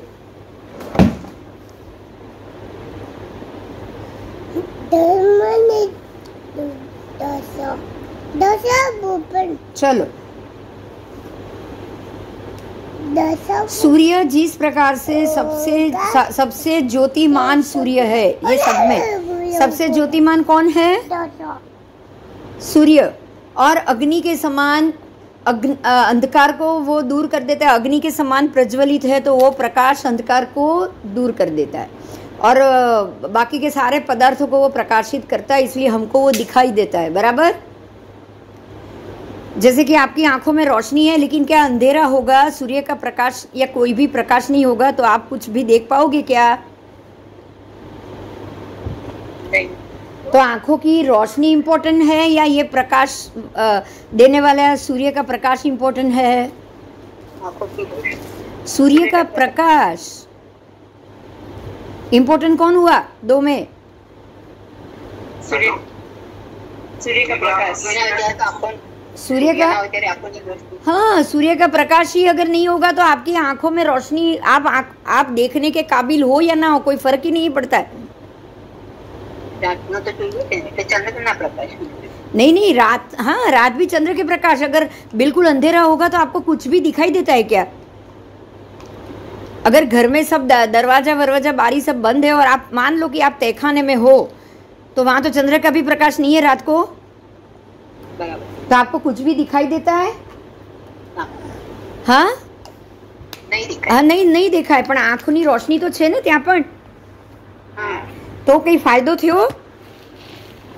हाँ, तो महत्व प्रकाशनु छे, महत्व आ ज्योति देने वाले ग्रहों के प्रकाश का सबसे ज्यादा महत्व हुआ. अगर उनके अंदर प्रकाश ही नहीं होता तो किसी भी पदार्थ को वो प्रकाशित नहीं कर सकते थे. बराबर?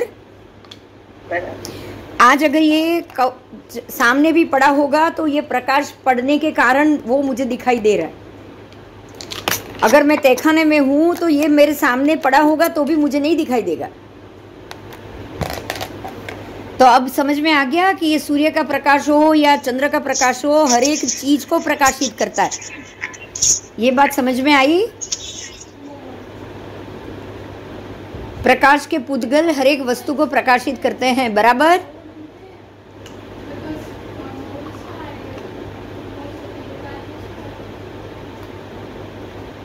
चलो, तो अब यहाँ पे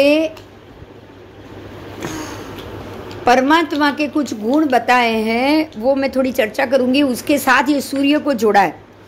जैसे कि सूर्य सबसे ज़्यादा तेज देता है, तपता है, इसी प्रकार से परमात्मा भी सबसे ज़्यादा ज्योतिमान और अग्नि के समान अज्ञान को दूर करने वाला, पदार्थों को यथार्थ रूप से प्रकाशित करने वाला परमात्मा का ज्ञान है. बराबर? समझ में आई बात? परमात्मा की ज्ञान और जो सूर्य के प्रकाश को उपमा देकर समझाया है. भगवान का जो आगम का ज्ञान है वो भी सभी पदार्थों को यथार्थ रूप से प्रकाशित करता है कि नहीं करता है? बोलो. अगर ये आगम का ज्ञान नहीं होता तो ये सब चीज हम जान पाते?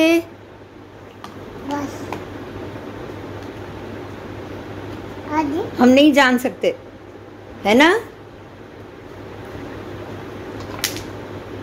आओ. ऋषभ आदि जिनवरों को धर्म के नेता कहा गया है. आप बोलते हो ना, धम्म देशयाणम, धम्म नायकाणम, धर्म के नायक. जो भी नमूथुरम है ना, उसमें भगवान की सभी उपमाएं बहुत अच्छी है. सारहीणम, धम्म सारहीणम मतलब धर्म का सार बताने वाले.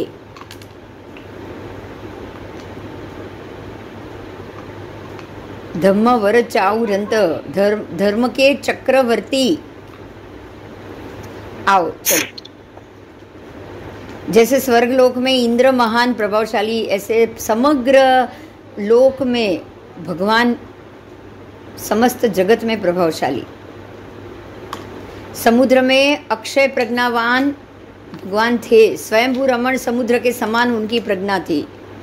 तो जैसे स्वयंभू रमण समुद्र सबसे बड़ा है ना, सबसे गंभीर, सबसे बड़ा, अंतिम है वो, ऐसे ही भगवान की प्रज्ञा भी अक्षय थी, समुद्र के जल के समान. वो स्वच्छ और निर्मल प्रज्ञा थी. ठीक है? देवों के अधिपति इंद्र के समान वो भी देवाधिदेव बोलते हैं, इसलिए हम उनको दिव्य तेज से संपन्न भगवान वीर्य से पूर्ण वीर्यवान थे और होते हैं, और शारीरिक और आध्यात्मिक बल में चरम सीमा तक वो पहुंच जाते हैं. सुदर्शन मेरु पर्वत सभी पर्वतों में जैसे प्रधान है, ऐसे भगवान भी सभी प्राणियों में श्रेष्ठ है ना. मेरु पर्वत स्वर्ग के निवासियों के लिए आनंददायक है, ऐसे भगवान जगत के सर्व जीवों के लिए आनंददायी है. जो डोपामाइन बोलते हैं ना आज के जमाने में साइंस, जब हम आनंदित होते हैं ना, आनंदित, तो डोपामाइन बढ़ जाता है. मगज के अंदर का स्त्राव है ये, ब्रेन का, वो स्त्राव डोपामाइन बढ़ जाता है जब आप आनंदित होते हो, खुश होते हो. समझ में आया? तो इसी प्रकार से जब आप भगवान को देखोगे तो आपका डोपामाइन बढ़ेगा कि नहीं? बढ़ेगा. जैसे ही मंदिर में जाते हैं और भगवान की मूर्ति देखते हैं, उनको छूते हैं, तो डोपामाइन कितना बढ़ जाएगा, सोचो. अब ये डोपामाइन क्या काम करेगा पता है? बढ़ेगा तो ये जानते हो कोई कि बताओ? डोपामाइन अगर बढ़ जाए तो आप हर एक संजोगों को आनंद से स्वीकार करोगे. अगर दुख आई, तकलीफ आई तो भी खुश रहोगे. मतलब राग और द्वेष से रहित होते जाओगे, बोलो डोपामाइन बढ़ेगा तो, समझ में आया? हाँ। राग घट जाएगा, द्वेष घट जाएगा तो आप समभाव में आओगे, तो समभाव में आना ही मगज के स्त्राव को डोपामाइन में आना कहा जाएगा। आज का साइंस क्या उसको डोपामाइन कहेगा। भगवान ने पहले ही बोला है, आप जैसे ही शांत होते जाओगे, आपके विचार शांत होते जाएंगे, तो आपके मगज का स्त्राव भी तो शांत होता जाएगा कि नहीं? प्रशम रस जो है ना वही डोपामाइन है। अगर आपका डोपामाइन बढ़ा मतलब आपका प्रशम रस बढ़ गया, प्रशम रस की स्थिति बढ़ गई। प्रशम रस की स्थिति किसकी बढ़ेगी? सम्यक दृष्टि की बढ़ेगी कि नहीं? तो सम्यक दृष्टि जीव प्रशम जब प्रशम रस में आता जाएगा, शांत होता जाएगा, तो आज का साइंस उसको कह रहा है कि आपके अंदर डोपामाइन बढ़ रहा है। तो अभी हमको डोपामाइन बढ़ाना है कि नहीं, बताओ? डोपामाइन, हमारा डोपामाइन कौन बढ़ाएगा? भगवान की आगम की बातें, आगम की बातें हम सुनते हैं, रोज मिलते हैं, तो डोपामाइन बढ़ता है कि नहीं बढ़ता है? बढ़ता है। तो डोपामाइन बढ़ने से संभाव भी बढ़ेगा ना, आप टिके रहोगे कि नहीं? हाँ। यस, तो डोपामाइन को हम संभाव की तरह जानेंगे, है ना? हाँ। यस, आओ चलो। तो परमात्मा की हाजिरी ही जगत के लिए आनंददायी है और परमात्मा असाधारण गुणों से शोभित होते हैं, बराबर? यस।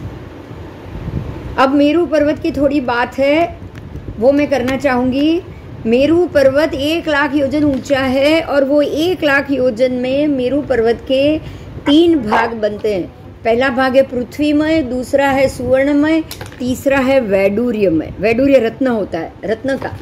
एक भाग है पृथ्वी का, दूसरा है सुवर्ण का, तीसरा है रत्न का। तो जैसे जैसे चौथी ऊंचाई पे पांडुक वन, तो 4 वन है, सबसे ऊपर पांडुक वन, सबसे ऊपर वाला। तो जो 99,000 योजन जमीन पे ऊंचा, 1,000 जमीन के अंदर, समझ में आया? वो 1 लाख में से भी 99,000 जमीन के। आओ देखो बाजू में यहाँ मेरू पर्वत दिख रहा है, आप उसको भी देख सकते हो, देखो। तो ये 99,000 जमीन के ऊपर है, पर 1,000 योजन जमीन के अंदर है।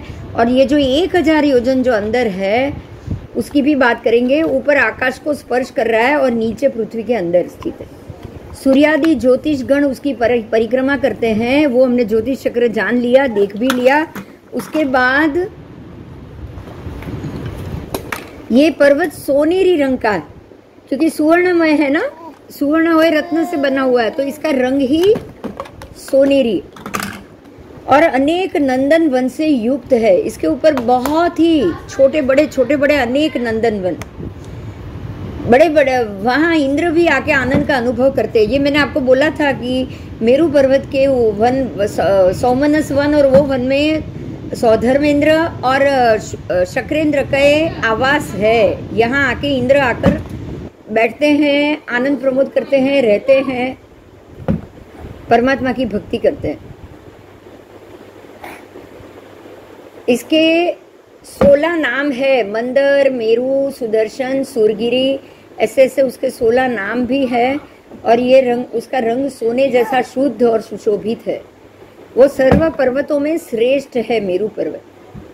और उप पर्वतों के कारण से ये दुर्गम है, मतलब आप वहां नहीं जा सकते, जाना संभव नहीं है, बराबर?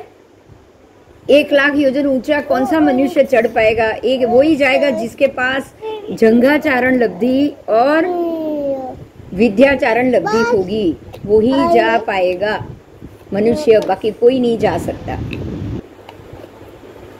जिसके पास ये लब्धि होगी ना, वो तो बार बार जाने का मन करेगा, वो रोज जाएंगे ना। हाँ।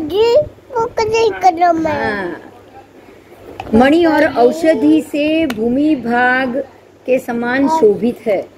पृथ्वी के मध्य भाग में स्थित है, मतलब जम्बू द्वीप के पूरे समग्र द्वीप समुद्र के मध्य भाग में ये स्थित है। सूर्य के समान उसकी कांति है, क्योंकि सुवर्ण है तो पीला रंग तो निकलेगा ही, ऊपर उसके ऊपर प्रकाश गिरेगा, इसीलिए सूर्य का प्रकाश आपको पीला दिख रहा है। समझ में आया?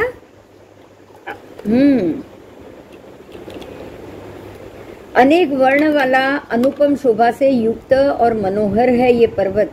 सूर्य समान सभी दिशाओं को ये प्रकाशित करता है और समस्त पर्वतों में मेरू पर्वत का यश भी सर्वश्रेष्ठ श्रेष्ठ है। सभी पर्वत में सबसे ज्यादा यशवान मेरू पर्वत ही हुआ, क्योंकि मेरू पर्वत के ऊपर ही भगवान को लाया जाता है। बाकी सारे पर्वतों पे भगवान को ले नहीं जाते, बराबर। भगवान बाकी कोई पर्वत पे नहीं जाएंगे, मेरू के ऊपर ही उनको जन्माभिषेक के लिए लेके जाएंगे। इसीलिए पांचों मेरू पर्वत को यशवान कहा गया है। सभी पर्वत में यशवान, बराबर। आओ अब आगे देखेंगे। ऐसे ही भगवान महावीर, परमात्मा, सभी भगवान जाति, यश, दर्शन और शील सब में सर्व से श्रेष्ठ होते हैं। सबसे लंबा पर्वत है निषद पर्वत, सर्व से लंबा। सर्व से ऊंचा और यशवान पर्वत मेरू पर्वत, सर्व से लंबा निषद पर्वत। वर्तुलाकार में सर्व से श्रेष्ठ पर्वत है वो रुचक पर्वत। और सभी जगत में, सभी मुनियों में और अरहत में परमात्मा अरियंत भगवान अद्वितीय और श्रेष्ठ होते हैं। आपको यहाँ जगत की सभी सर्वश्रेष्ठ चीजें बताई, बराबर। अभी भी ध्यान में भी अभी भी क्या श्रेष्ठ है वो बताया, धर्म में क्या श्रेष्ठ है वो बताया। धर्म में क्या श्रेष्ठ है तो धर्म में सर्वोत्तम धर्म परमात्मा ने बताया, लेकिन परमात्मा ने सबसे ज्यादा सर्वोत्तम ध्यान किया है, बराबर। तो सर्वोत्तम धर्म में सबसे श्रेष्ठ कौन सा होगा? ध्यान धर्म। और उनका ध्यान एकांत शुक्ल वस्तु की तरह बिल्कुल शुक्ल था, मतलब शुक्ल ध्यान था, बिल्कुल श्वेत था। जैसे कोई श्वेत वस्तु में कोई भी दाग नहीं होता है ना, ऐसे ये ध्यान में भी कोई आवरण नहीं था। तो उनका ध्यान भी कैसा था? शुक्ल ध्यान, शंख की तरह शुक्ल, चंद्रमा की तरह शुक्ल और शुभ। और परमात्मा ज्ञान दर्शन चारित्र के प्रभाव से समस्त कर्म को क्षय करके सर्वोत्तम प्रधान ऐसे सादी अनंत ऐसी सिद्ध गति को प्राप्त करते हैं। और हमको सिद्ध गति प्राप्त करने का सर्वोत्तम धर्म भी बताते हैं। समझ में आ गया? हाँ, ऐसे ही वृक्षों में श्रेष्ठ कौन सा वृक्ष? शाल्मली वृक्ष। जम्बू वृक्ष और शाल्मली वृक्ष वृक्षों में श्रेष्ठ होता है। सुवर्ण कुमार देवों का वो क्रीड़ा स्थान होता है। समझ में आ गया? शाल्मली वृक्ष है वो। उसके बाद वनों में श्रेष्ठ नंदन वन, जितने भी वन है उसमें श्रेष्ठ है नंदन वन। ऐसे ही ज्ञान और चारित्र में सर्वश्रेष्ठ है सर्वज्ञ भगवान। शब्दों में सर्वश्रेष्ठ है मेघ गर्जना। मेघ गर्जना जैसा श्रेष्ठ कोई गर्जना ही नहीं है। नक्षत्रों में प्रधान कौन?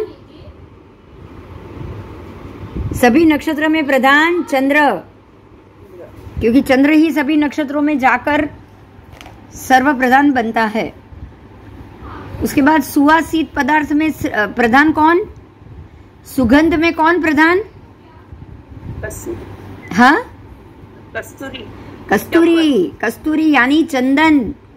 क्योंकि इसीलिए सबसे प्रधान सुगंध में होने के कारण हम परमात्मा को कस्तूरी का ही लेप करते, चंदन से ही पूजा करते हैं ना। हाँ, तो चंदन सबसे श्रेष्ठ है सुगंध में। और सर्व काम से मुक्त कौन? परमात्मा प्रभु सर्व काम से रहित होते। आओ चलो।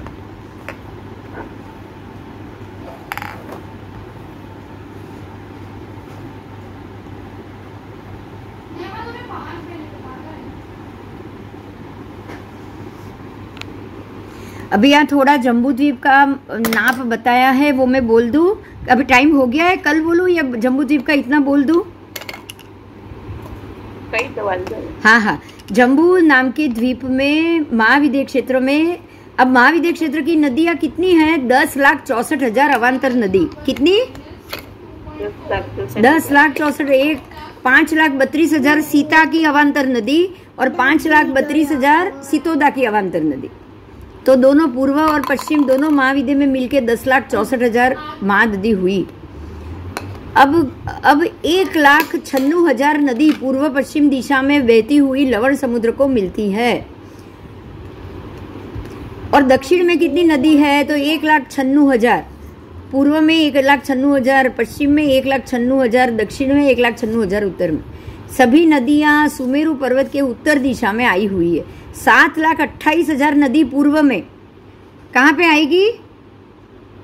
पूर्व की ओर, महाविद्य की ओर, पूर्व की ओर। जैसे हमारी गंगा है भरत क्षेत्र में, पूर्व में गंगा, और ऐरावत क्षेत्र के पूर्व में रक्ता। तो ये सारी जो नदियां है पूर्व दिशा की ही 7,28,000 पूर्व की नदी हुई, और 7,28,000 पश्चिम की दूसरी नदी हुई कि नहीं?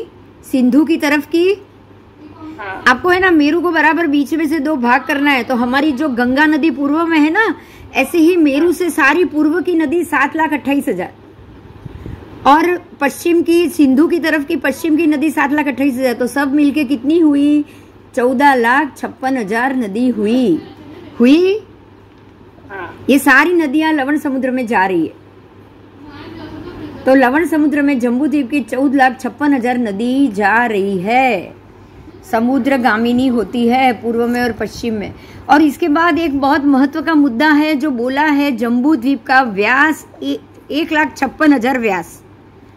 तो चौड़ाई तो आपने जान ली। देखो जम्बू द्वीप की गोलाई देखो, मैं अभी 1 मिनट फोटो बताती हूँ आपको, उससे मालूम पड़ जाएगा।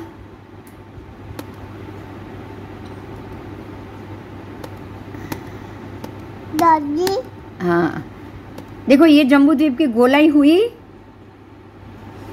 गबू गबू गबू अब गबू। देखो ये पूरा जो गोल एरिया है वो परिधि होगी 3,16,000 बराबर। गबू। हाँ, अब इसका जो एरिया है क्षेत्रफल, जैसे कि ये 500 योजन का भरत क्षेत्र, फिर ये इतना चौड़ा, तो यहाँ से यहाँ 1,00,000 हो गया क्षेत्रफल। हाँ। और यहाँ से यहाँ भी 1,00,000 हो गया। तो ये 1,00,000 क्षेत्रफल, ये 1,00,000 क्षेत्रफल। अब ये 1,000 योजन कोने से 0 से लेके ऊपर तक 1,000 योजन चढ़ता है ना। मेरू की ऊंचाई 1,000 योजन है बराबर। तो यहाँ से 1,000 योजन चढ़ा, यहाँ पे उतरा, यहाँ से 1,000 चढ़ा, यहाँ पे 1 उतरा। तो जो 1,000 योजन की जाड़ाई, आप इसको क्या कहोगे? मैं जाड़ाई बोल रही हूँ, आप क्या कहोगे? बोलो। नहीं, जाड़ाई थसे ने, नीचे नहीं जाड़ाई। ઉધવે જમીનની અંદરનો, આ ઉપરનો એરિયા નહીં પણ નીચેનો એરિયા। અહીંયા 0 થી તમે ઢાળ ચડો છો 1000 સુધી, તો નીચેની પ્લિન્થ વગર તો ઢાળ ચડાશે નહીં। તો પ્લિન્થ 1,000 યોજન થઈને ચડતા ચડતા અહીંયા, જો અહીંયા 0 છે તો અહીંયા 1000 ગણી પ્લિન્થ છે કે નહીં અંદર? તો આને વ્યાસ કહેવાશે। શું કહેવાશે? વ્યાસ। તો આ જો તમારું આખું 1,00,000 નો એરિયા હોય તો વ્યાસ એનોથી દોડો થશે કે નહીં? તો 1,56,000 વ્યાસ શું થશે? 1,56,000 વ્યાસ। હા, એ 1,56,000 એ જંબુ દ્વીપનો વ્યાસ થયો। હવે ને આપણે કાલે ડિટેલથી સમજશું 1,56,000 જંબુ દ્વીપનો વ્યાસ, બરાબર? હા, કાલે યાદ કરાવજો, આપણે કાલે વ્યાસ કરવાનું છે। હા, ચલો। જય જિનેન્દ્ર। હાજી, જય જિનેન્દ્ર। બોલાવો, જય જિનેન્દ્ર કરો।